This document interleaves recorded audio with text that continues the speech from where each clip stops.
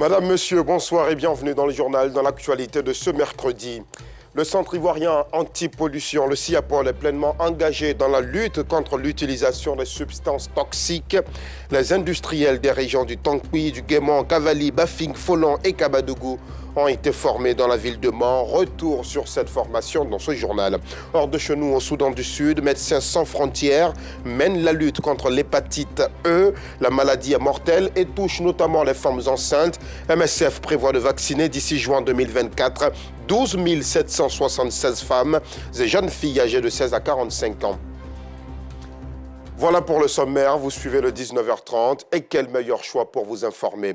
Et que de surprises dans cette Coupe d'Afrique des Nations qui se déroule en Côte d'Ivoire. Le favori des favoris, le Maroc, est tombé hier à San Pedro après une défaite en huitième de finale contre l'Afrique du Sud. Une belle équipe sud-africaine qui est venue à bout du système du coach Walid Regragui. C'était le découragement chez les supporters marocains et ivoiriens après ce match. Eux qui espéraient une victoire du Maroc en signe de reconnaissance pour avoir permis à la Côte d'Ivoire de se qualifier en huitième de finale. À Trècheville et Marcory, le reportage de Yacouba Koulibaly commenté par Assit Ondiara. Tahalat est gérant d'un restaurant dans la commune de Trècheville. Fervent supporter des éléphants de Côte d'Ivoire, aujourd'hui son coup de cœur va à l'endroit des lions de l'Atlas. Et pour cause. Les Marocains nous ont aidés à se qualifier. On leur dit merci d'abord. Et nous aussi, de notre côté, on va les apporter notre soutien. Les Marocains sont des guerriers. Ce sont les lions de l'Atlas, comme on le dit.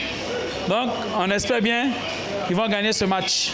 Après Trècheville, cap est mis sur Marcory. Dans ces restaurants marocains, tous espèrent une éventuelle égalisation de l'équipe du Maroc. Après les occasions de but manquées par les Marocains, les supporters sont tendus.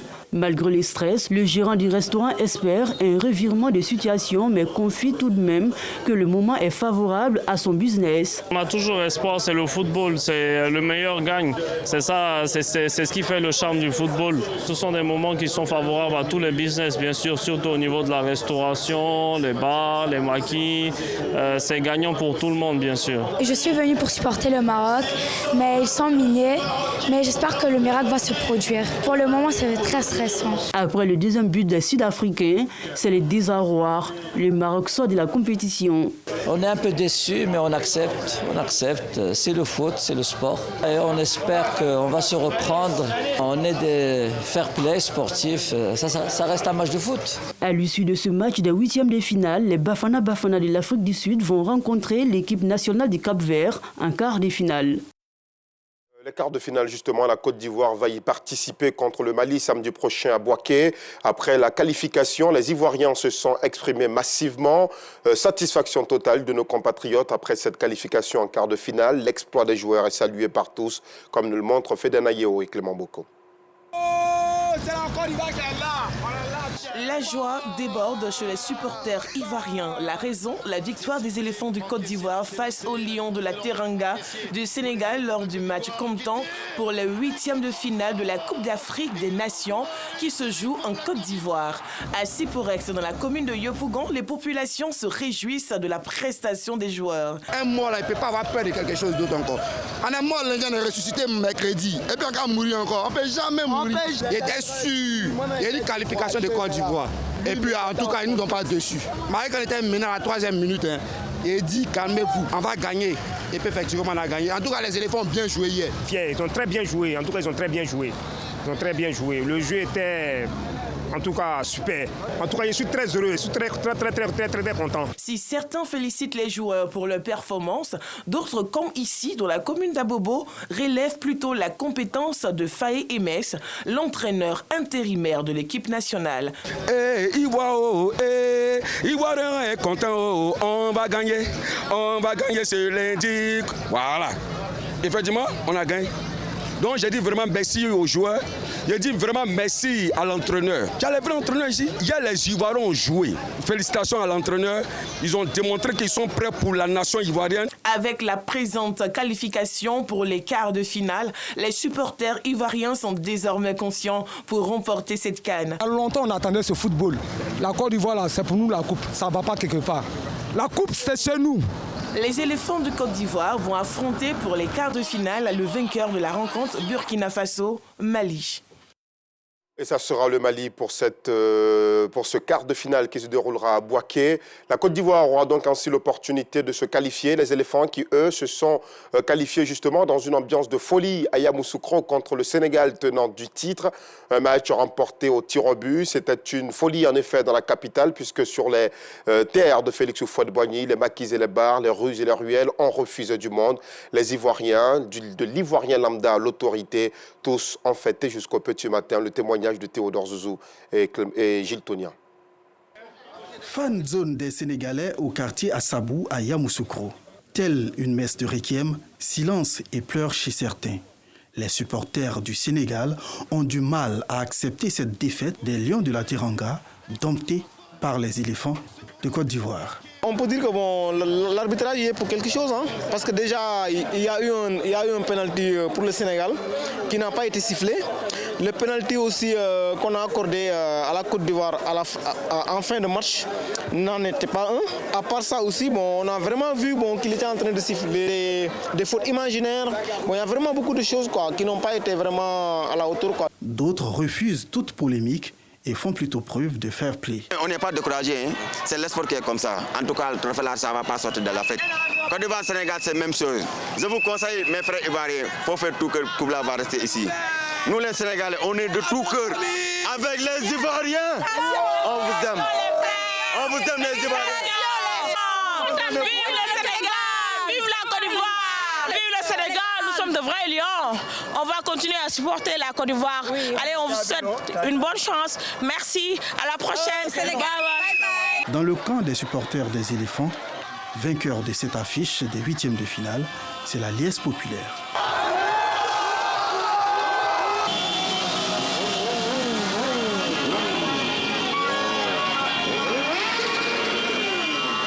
Une fête totale au village Khan des Ivoiriens et sur toutes les artères principales de Yamoussoukro.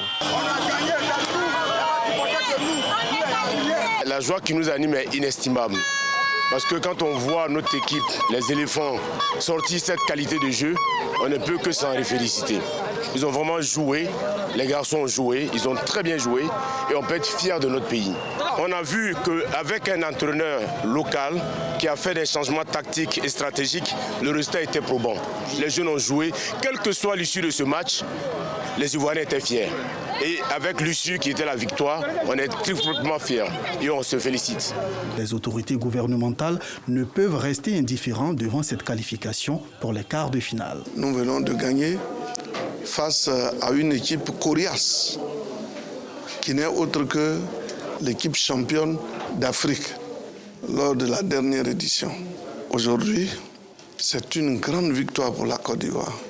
En tout cas, je suis très heureux de cette victoire. Et je l'avais dit que c'était pour nous la meilleure façon de rendre hommage à notre premier capitaine, qui n'est autre que le président Alassane Ouattara. Cette célébration de la victoire des éléphants footballeurs au tir au but s'est poursuivie jusque tard dans la nuit. Dans la ville de Toumoudi et aussi à Yamoussoukro où le match se déroulait au stade Charles Konan-Banny, c'était une ambiance toute particulière. Les Ivoiriens ont demeuré en prière, partagés entre le stress et l'optimisme. Retour sur cette ambiance avec Théodore Zouzou et Clément Boko et Gilles Tonia. C'est un calme plat au stade municipal de Toumoudi, fan zone de la mairie de la ville, quand les Lions de la Teranga ouvrent le score à la 3e minute. L'anxiété se lit sur les visages. Un score qui reste inchangé jusqu'à la pause. Ma mine a changé parce qu'ils ont commencé à relâcher. Sinon, ce n'est pas le but qu'ils ont mis là qui m'inquiète. Ma mine a changé, c'est une mine qui a changé pour les encourager à aller jusqu'au bout. Mais je crois encore à cette victoire, que nous allons battre le Sénégal. Aujourd'hui, on se rend compte que les Ivoiriens se donnent, les éléphants mettent le pied. C'est ce que nous cherchons. Et nous sommes rassurés qu'à la fin du match, même s'il y reste 5 minutes, la Côte d'Ivoire va gagner. Cet espoir, ces jeunes gens, eux, le gardent et le traduisent à travers leur joie surprenante.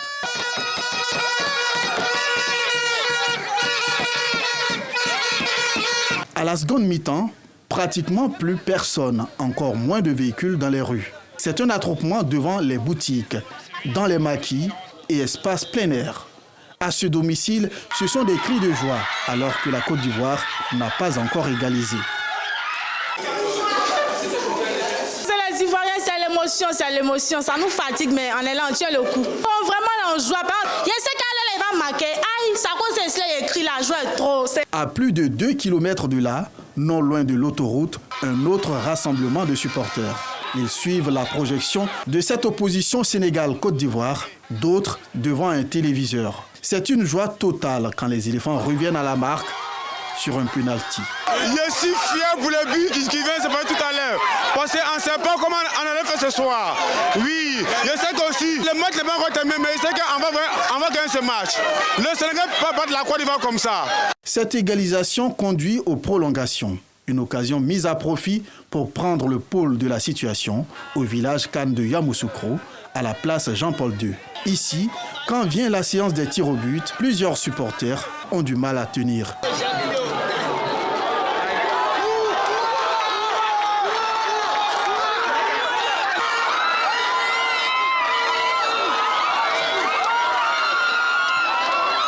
Et lorsque Franck Kessié délivre la Côte d'Ivoire en marquant son tir au but, c'est l'extase dans la fan zone. Toute la capitale politique est en effervescence. La Côte d'Ivoire vient de se qualifier.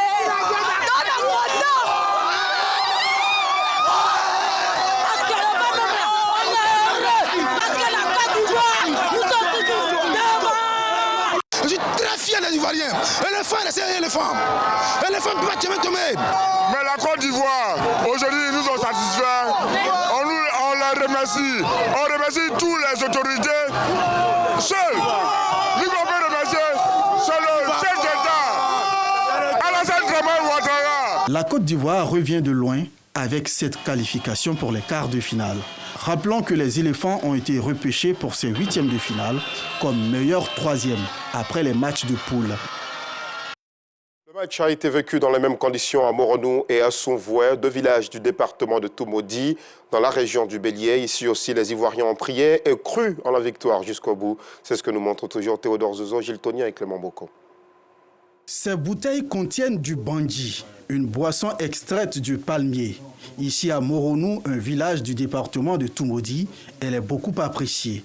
Dans ce cabaret, les pots et les bouteilles contenant ce précieux liquide sont vides. Et comme conséquence chez les consommateurs, c'est la danse, alors qu'il n'est que 14h30 ce jour de match. Actuellement, on fait chauffement. Quand Côte d'Ivoire va gagner, on va danser plus que ça. Non loin de là, ces jeunes filles se maquillent aux couleurs du drapeau de la Côte d'Ivoire. Je mets cette couleur dans mon visage parce que la Côte d'Ivoire joue aujourd'hui. Nous sommes au village, mais nous supportons la Côte d'Ivoire aussi. Celle-ci, tout de noir vêtue, contrairement à sa sœur en maillot, est plutôt prudente. Et ça, on doit passer ici un peu stressé. J'ai peur de la défaite. Avec ce que les éléphants nous ont montré au premier tour, on a de quoi être stressé.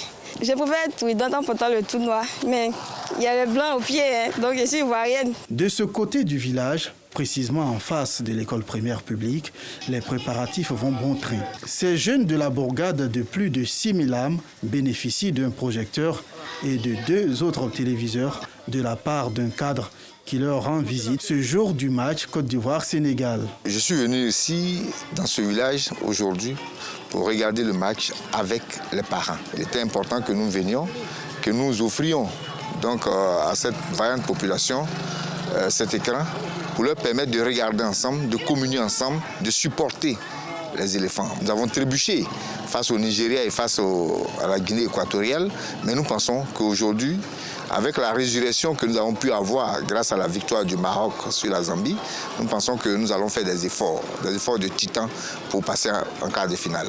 Depuis lors du début de la CAN, nous avons réussi ça. Ça nous rassemble tout le temps et ça continue. Voilà, donc vraiment, ça nous va droit au cœur. On a une maman même qui fait, comment dirais-je, APF, en tout cas, elle nous fait beaucoup à manger ici. Nous avons aussi la boisson ici, on consomme tranquillement. Chacun se sert et puis allez, tout se passe bien, pas de palabre. D'autres s'attellent à achever leur espace prévu pour suivre les rencontres, pendant que ce père de famille, lui, s'adonne au jeu des dames. C'est un village Cannes que nous avons préparé Mais la situation fait qu'avec les effets qui sont passés, on a été un peu réticents. Et vraiment, nous allons terminer aujourd'hui. À 20h, on se mettra vraiment à regarder le match en direct, voilà, pour pouvoir avoir la victoire de la Côte d'Ivoire. C'est un grand événement. Il faut qu'on soit vraiment relax pour aborder le match de 20h. Donc on vient seulement pour passer le temps en attendant 20h. Je vais sur le match chez moi à la maison avec ma petite famille. À Moronou comme à Assomvoué, un autre village du même département de Toumoudi, tous restent confiants quant à la victoire des éléphants. Côte d'Ivoire, il va gagner 2-0. C'est la coiffure de la victoire que je suis en train de faire. Parce que je suis ivoirien, je crois qu'on va gagner le soir 3-1. Enfants, jeunes, vieux, vieilles, personnes, tout le monde est focalisé sur le match. Quel que soit le résultat, que chacun de nous essaie de vivre ça chez lui à la maison pour ne pas qu'il y ait des dérapages. Moronou et Assomvoué sont mobilisés autour des éléphants dans cette confrontation Sénégal-Côte d'Ivoire. C'est aussi un moment de vastes opportunités dans le domaine du sport. Le président de l'Olympique de Marseille, Pablo Longoria, est présent en Côte d'Ivoire dans le cadre de cette Coupe d'Afrique des Nations, Côte d'Ivoire Total Énergie 2023. Il en a profité pour rendre une visite à l'établissement d'Ibrahima Bakayoko, un établissement qui allie le sport et les études, comme nous le montre Jean-Sylvain Risso. Entre l'Olympique de Marseille et l'Est international ivoirien Ibrahima Bakayoko, l'amour est loin d'être terminé. Pour preuve, l'actuel président du club phocéen, Pablo Longoria, à Abidjan dans le cadre de la Coupe d'Afrique des Nations de football, est venu visiter l'établissement primaire et secondaire fondé par l'ex-capitaine des éléphants qui allie les études et le sport. Je tenais surtout à voir les projets d'Ibrahima parce que ce sont des choses que ça marque et c'est le type de projet avec lesquels on veut développer ensemble au gouvernement de Côte d'Ivoire et notre partenariat qu'on a maintenant. On veut développer des choses ensemble et ça me fait plaisir de bien connaître ici en place toutes les différentes choses qui sont possibles. Une marque de reconnaissance qui réjouit l'ancien buteur du stade Vélodrome. L'Olympique de Marseille, j'ai montré mon attachement à ce club. Et puis le président, dès les premiers contacts qu'on a eus, je lui ai fait la proposition. Automatiquement, il a accepté. Et la première fois, quand il n'a pas pu venir, il m'a envoyé un mail pour me dire « Ah, Ibrahima, je suis vraiment désolé, j'aurais voulu être là ». Et cette fois-ci, il est là, il a honoré sa présence. Nous sommes tellement honorés qu'on ne sait pas comment lui dire vraiment merci. En plus du maillot symbolique de l'OM, remis à l'ancien capitaine des éléphants, les pensionnaires de l'établissement ont reçu des produits à l'effigie du seul club français vainqueur de la Ligue des champions européenne. Ibrahima Bakayoko veut surtout contribuer à la formation des futurs cadres du pays, mais également inculquer à ses gamins les fondamentaux du football. Et dans un autre chapitre, nous vous le disions en titre, le Centre ivoirien anti-pollution est pleinement engagé dans la lutte contre l'utilisation des substances toxiques. À Mans, les industriels des régions du Tongpi, Guémon, Cavali, Bafing, Folon et Kabadougou ont été formés. Au-delà d'une simple formation, c'était aussi une sensibilisation sur les méfaits des substances toxiques produites par les industriels, ce qui est pourtant interdit. Gervais Kouassi, notre correspondant dans la région.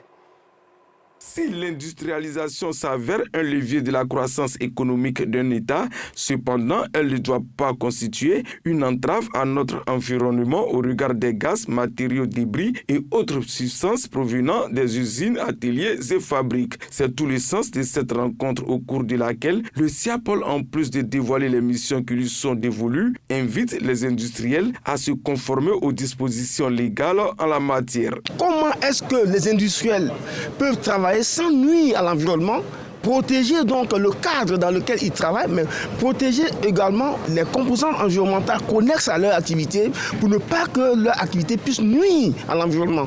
Parce qu'aujourd'hui, il y a beaucoup de fléaux. Aujourd'hui, on parle de l'impact sur le changement climatique. Il y a aussi l'impact de la pollution sur la qualité de l'air, l'impact des activités industrielles sur les ressources en eau.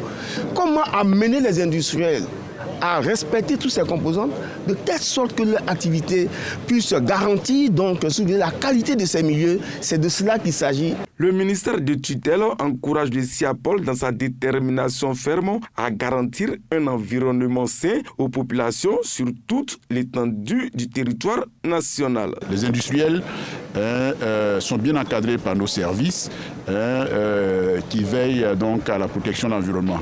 Ce ne sont pas toutes les structures qui le font si bien. la grande majorité le fait. Et l'objectif de ces genres de rencontres, c'est de faire en sorte que tout le monde puisse se mettre aux normes environnementales. Les industriels, de leur côté, disent avoir pris bonne note des recommandations du SIAPOL. Nous sommes très heureux de prendre part à cette cérémonie, à cette rencontre, parce que j'avoue que nous rencontrons pas mal de difficultés avec le centre antipollution. Des normes avaient été prises par le passé, et donc il était donc important pour nous de prendre part à cette rencontre et faire savoir au SIAPOL que nous rencontrons des difficultés. Et que donc il faut naturellement revoir les clauses et aller sur une nouvelle base. Participer à cette rencontre, c'est un plaisir. C'est aussi venir encore développer nos connaissances. C'est venir apprendre un peu comment se passent les méthodes d'environnement et de protection de l'environnement.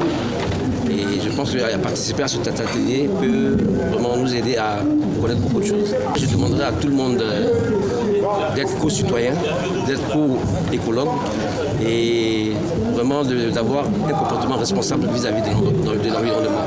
Cette rencontre annuelle du SIAPOL est la 5e du genre et rendez-vous est pris en fin de cette année 2024 dans une région qui sera choisie par les responsables de la structure. Dans l'actualité internationale, Médecins sans frontières mène depuis le 11 décembre 2023 une campagne de vaccination au Soudan du Sud où sévit une épidémie d'hépatite E. La maladie est particulièrement mortelle chez les femmes enceintes. La campagne de vaccination est la première à être menée pendant la phase aiguë d'une épidémie active et dans une région aussi reculée et sujette à des inondations récurrentes. Nous voilà au terme de ce journal. Merci aux équipes techniques de rédaction. Merci à vous aussi de nous avoir suivis. Excellente soirée. Restez sur RTI2.